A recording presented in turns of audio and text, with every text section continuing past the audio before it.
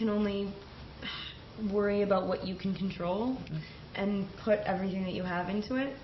And I feel a pressure every time I sign on to do a movie. I'm like close to panic attacks and that's always going to be scary because everybody has a different impression and interpretation of the book, and so it's a huge amount of pressure. But I think that's the only way that you're ever going to do good work is if you have a reason to.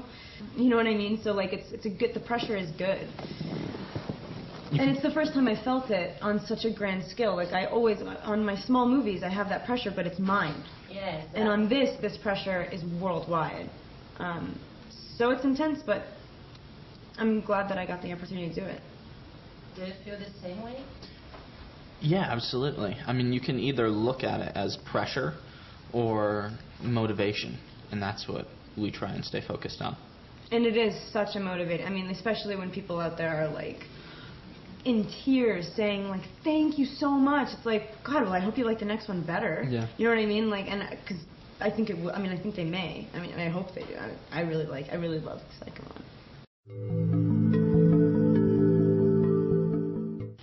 It's not even at the end of every movie I feel not smarter at all. Like I've grown, just like I've grown, like I've expanded. But like at the end of every day of work, you feel like you know more than you did, and so because of that, you hope that the work gets better, but you can't really think about that kind of stuff. I mean, it's sort of like I do it for the experience. I do it to live it, and then like I really hope that people don't hate it, and it actually might help somebody, you know, or just entertain them, which is cool.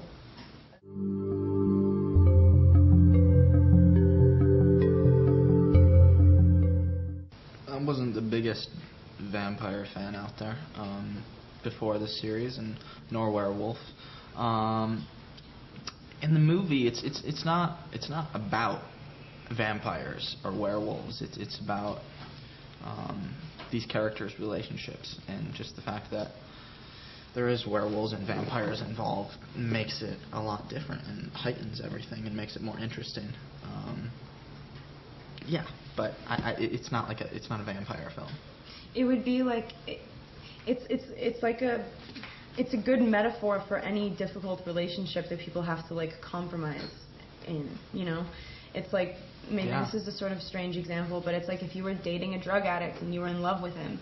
Okay. And you know what I mean? It's like he happens to be a vampire. Okay. I think that it's a trend.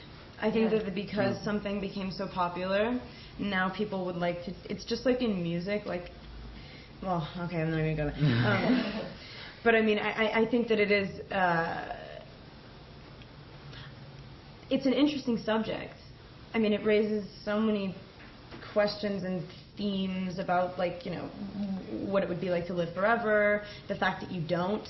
Is there an afterlife? Like, there's so many, you know, like, dominating relationships.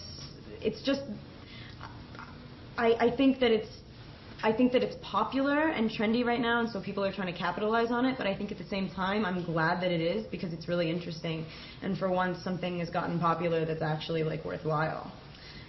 Okay. Thank you. Ah. Yes.